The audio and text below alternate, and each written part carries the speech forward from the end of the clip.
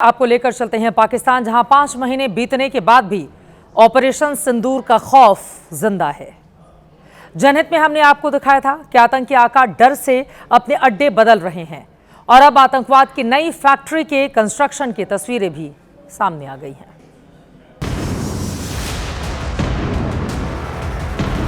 आसमान से बरसती मिसाइलों ने पाकिस्तान में जिस तरह आतंकी ठिकानों को तबाह किया, दहशतगर्द उस सदमे से उबर भी नहीं पाए हैं। डरे हुए हैं कि कहीं आसमान से फिर मौत न बरस जाए। पाकिस्तान में बैठे आतंकी अपने ठिकाने पीओके और पंजाब से खैबर पख्तूनख्वा प्रांत में शिफ्ट कर रहे हैं।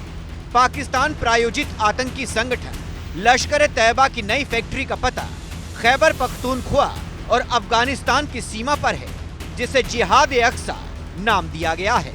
तस्वीरों में आप देख सकते हैं कि कैसे पहली मंजिल तैयार होने के बाद छत को सरी और पटरे से स्लोप डालने के लिए पाट दिया गया है। लश्कर के आतंकी निर्माण कार्य की निगरानी कर रहे हैं। दरअसल 6 और 7 मई की दरमियानी रात भारतीय सेना ने 9 आतंकी ठिकाने तबाह किए थे, जिसमें लश्कर-ए-तैयबा के 4 टेरर गैंग मुरीद, कोटली, भिम्बर बरनाला, मुजफ्फराबाद भी शामिल थे।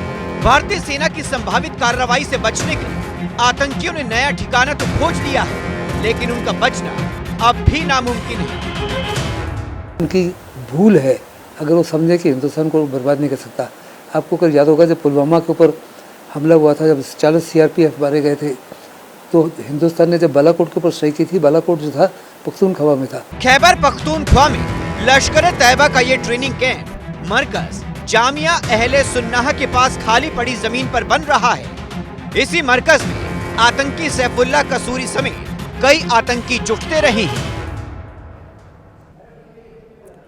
और अब बात भारत के उस ब्रह्मास्त्र की जिसने पाकिस्तान के F-16 को भी मार गिराया था, लेकिन आज हमारी वायुसेना का वो हथियार MiG-21 रिटायर हो गया है।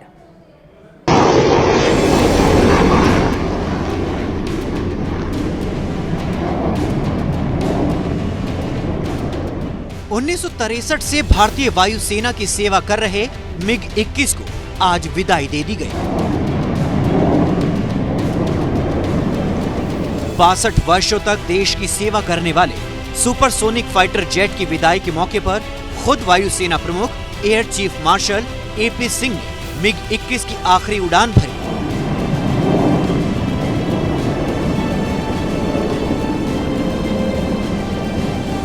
चंडीगढ़ एयरबेस पर MiG-21 की रिटायरमेंट सेरेमनी को आयोजित किया गया।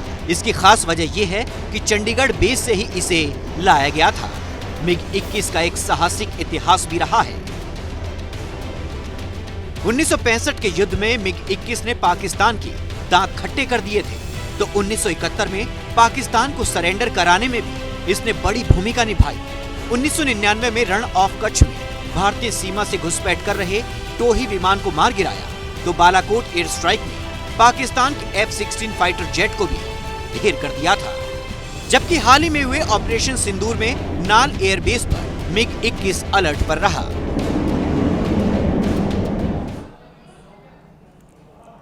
आगे बढ़ते हुए अंतर्राष्ट्रीय मंच पर झूठ कैसे बोला जाता है, टाइम पास कैसे किया जाता है, डींगे कैसे हाकी जाती हैं, ये कोई पाकिस्तान के PM शहबाज शरीफ से सीख ले।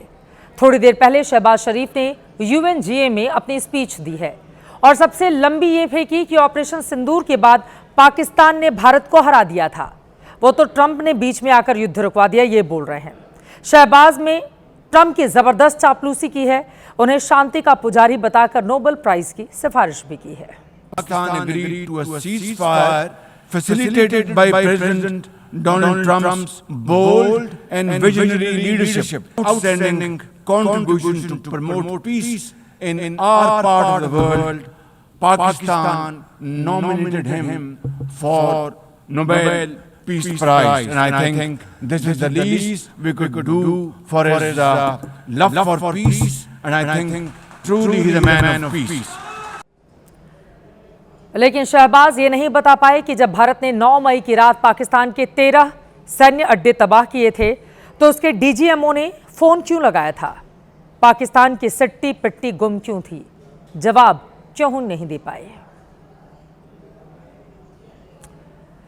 तो आपने सुन लिया, पाकिस्तान के प्रधानमंत्री को डींगे हाँक रहे हैं और बार बार शांति पुरस्कार के लिए, नोबेल पीस प्राइज के लिए ट्रंप के नाम को आगे बढ़ा रहे हैं। खैर, आगे अब चापलूसी की और कौन कौन से हदें शहबाज क्रॉस करेंगे, इस पर हमारी नजर रहेगी।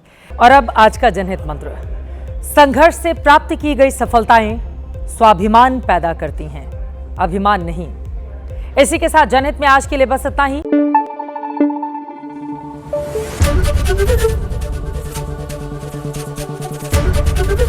एबीपी न्यूज आपको रखे आगे।